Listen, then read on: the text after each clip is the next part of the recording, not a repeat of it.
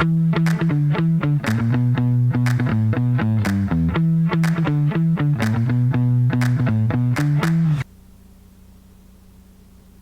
noite. Bom, eu sou Gisele, mulher, pele branca, cabelo castanho no tamanho dos ombros, castanho claro. E no meu background tem a imagem do cenário da UXConf. E eu começo já dando um spoiler. Nos próximos 10 minutos eu vou dar uma quebradinha nos queridinhos frameworks de persona, jornada do usuário, Atomic Research e relatório de pesquisa. Tá avisado, hein? Vamos lá. Me conta aí, quem é que já passou pela frustração de ter os resultados da sua pesquisa subutilizados ou até mesmo desconsiderados? Quem é que já passou pela experiência de coletar um volume significante de dados, levantar insights relevantes a partir de dados qualitativos, quantitativos, pesquisa desk, e perceber que tem nas mãos o baú do tesouro, mas temer que toda essa riqueza possa ser mal aproveitada, mal interpretada ou não utilizada? Seja por falta de conhecimento, experiência em transformar dados complexos em soluções, ou por falta de time, falta de investimento, falta de engajamento de quem deveria estar tomando decisão em relação a esses dados que estão sendo revelados. Bom, toda hora a gente lê, escuta e fala sobre a importância de ser data-driven para tomada de decisão e para desenho de soluções. Mas que dados são esses que tanto buscamos e que muitas vezes desperdiçamos? Bom, na minha experiência, esses dados são histórias. Histórias que coletamos de contextos reais. Histórias de frustrações, que nos revelam problemas a serem resolvidos, e histórias de sucesso e realizações, que nos inspiram a construir algo melhor, algo incrível, que resolve e transforme a vida das pessoas e também das organizações que nos contratam. Falando especificamente sobre a pesquisa qualitativa, o que a torna mais especial, se conduzida corretamente, é que ela é factual. E da mesma forma que esses fatos podem vir até nós por meio de histórias, eles também podem ser repassados por meio de histórias. Histórias bem coletadas, transformadas em boas histórias para se contar, nos levam a bons insights. E esses insights serão tão bons quanto a eficiência em que os fatos e dados forem comunicados e digeridos. Bons insights, claro, inspiram, engajam e levam as pessoas à ação.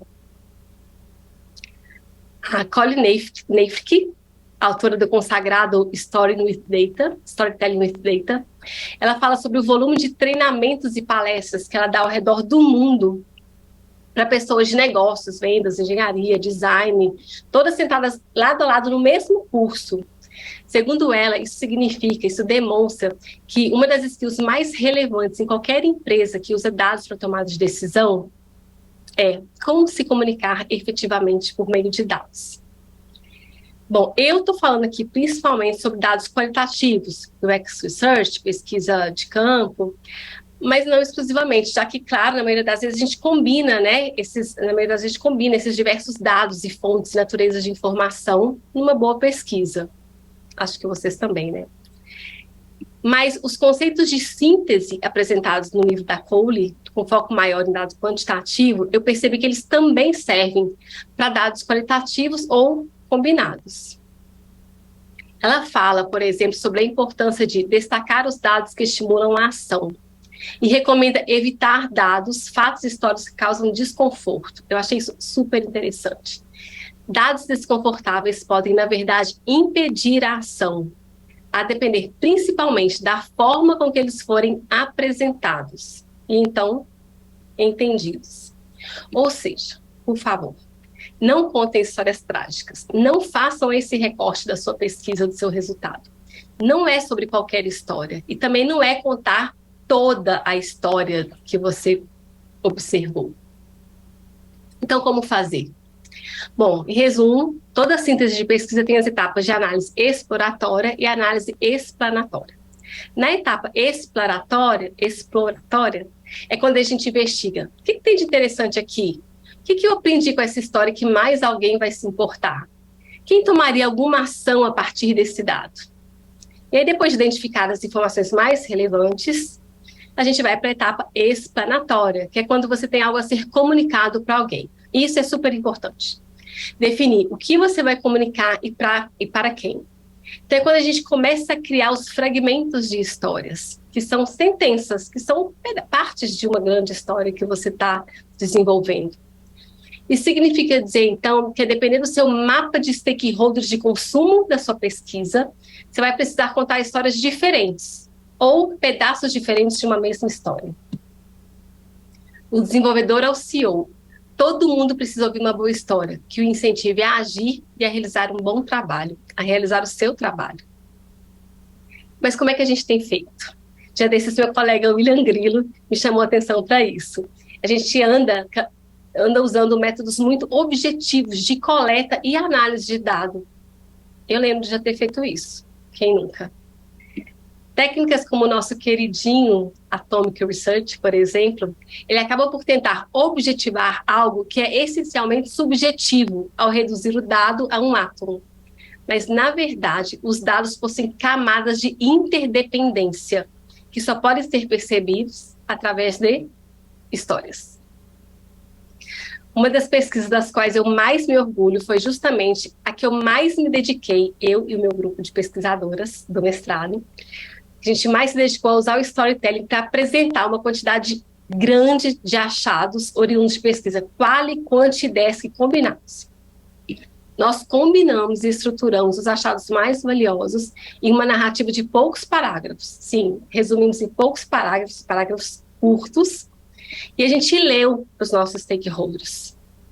Como se a gente estivesse num sarau, ou num lançamento de livro, ou na semana literária, como nessa escola aí, que não é o meu projeto, mas que eu acho super representativo. A gente usou entonação adequada, baixa iluminação, imagem de fundo que acompanhava e ilustrava a narrativa, com a mesma dedicação de um contador de histórias, que se propõe a narrar uma ficção para uma plateia, de ouvidos atentos e coração aberto. Essa era a nossa proposta. Tudo isso para transportar o público para o campo de pesquisa. A gente queria que eles fossem capazes de enxergar para além do que nós mesmos pesquisadores enxergamos. Era intencional que eles sentissem o que nós sentimos e, ao final, que se tornassem inspirados, engajados e empoderados. Eu vou dar um exemplo bem simplista, devido à limitação do tempo. Documento de persona e até de jornada, muitas vezes a gente traz dados também muito fragmentados e às vezes objetivos. Por exemplo, quais os devices mais usados, as marcas favoritas, os lugares por onde anda. Mas sim, por que essa marca é favorita? Por como esse device é usado? Precisa de mais profundidade, sabe? Veja esse exemplo. Toda manhã ele ouve a missa pelo rádio. É só um fragmento. Mas veja quanta informação, quanto dado eu tenho aí para minha solução. Importância da espiritualidade para essa persona, a existência de rotina matinal, a preferência por conteúdo de áudio ou despertar, tudo isso que poderia estar objetivizado, a gente trouxe uma subjetividade maior ao contar um pedaço de história. Nesse caso, o grupo de pesquisadoras, a gente era também as designers responsáveis por desenhar, prototipar, validar toda a solução. E eu tenho certeza que o fato de a gente ter se comprometido a transformar os achados em histórias para o nosso próprio consumo nos ajudou a manter a conexão com aquele contexto pesquisado nas etapas seguintes. Tanto que a solução de robótica para a terceira idade que a gente desenhou, ela estava tão aderente às expectativas e às necessidades do público, que no final do nosso período de prototipação, que foi um mágico de Oz, com aquela caixinha ali da Alexa, os nossos usuários se despediram com pesar e emoção daquela caixinha preta, que se fazia passar por um amigo atencioso, um robô amigo atencioso, querido e companheiro.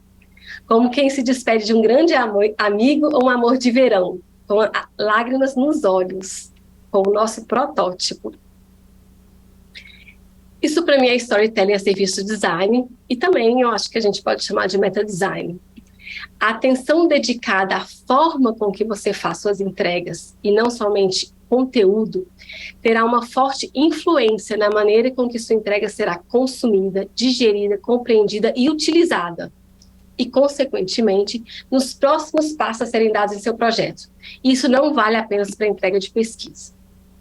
Com certeza, vídeo é uma das formas mais completas e atraentes de se contar uma história, mas não é a única, e nem precisa ser uma superprodução se você não tem muito recurso. Citando o queridinho UX Research com sotaque brasileiro, ele traz um capítulo comunicando resultados e um exemplo de um vídeo simples, mas que cumpre bem com o papel dele de de contar uma história. Considerações finais. Convergência. A materialização dos resultados de uma pesquisa no storytelling serve para convergir ideias e criar uma visão. Isso porque, geralmente, durante a pesquisa, nós pesquisadores, designers, a gente precisa se dividir na coleta de dados. Geralmente são muitas entrevistas, muitas pesquisas. E aí, na etapa de compilação, a gente começa a alinhar o nosso conhecimento. Mas é justamente no exercício de elaboração de narrativas que toda a costura é feita, materializando o consenso e convergindo as conclusões. Altruísmo. Durante a elaboração desse tipo de artefato, nós, pesquisadores, conseguimos imergir ainda mais naquele contexto que a gente passou, através de reflexões, discussões, análise, seleção das histórias a serem contadas. O exercício de elaboração de uma narrativa, para mim, é capaz de estruturar toda a sua análise. Conexão.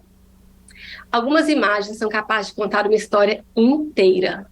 Claro que a gente deve ter contrato de uso de imagem, seguir LGPD, mas sempre que possível, e de forma muito ética, mostre as suas imagens de campo para quem deveria estar lá com você.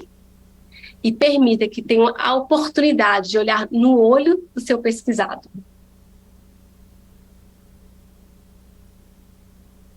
Ou que também visitem a casa deles e as histórias deles.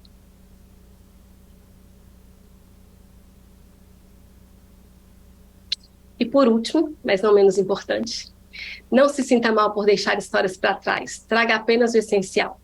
Nem tudo precisa fazer parte da história. Traga apenas o que se refere ao problema em questão e faz o trabalho avançar. Ser seletivo no que você inclui na história não é equivalente a ser desonesto. Então, por favor, a partir de agora, não considere mais só o relatório, ou até mesmo a persona, ou a jornada linda e detalhada, como entregável satisfatório final. Pode ser através de narração, vídeo, exposição visual, encenação, não sei. Lembre-se que o papel do pesquisador e do designer é de construir pontes e conexões. E na sua próxima entrega, seja qual for, de pesquisa ou de projeto, pare e pense. Que histórias você deve contar? Como você pode contá-las? Isso pode contribuir para que lá na frente as soluções desenvolvidas também rendam boas histórias. Obrigada.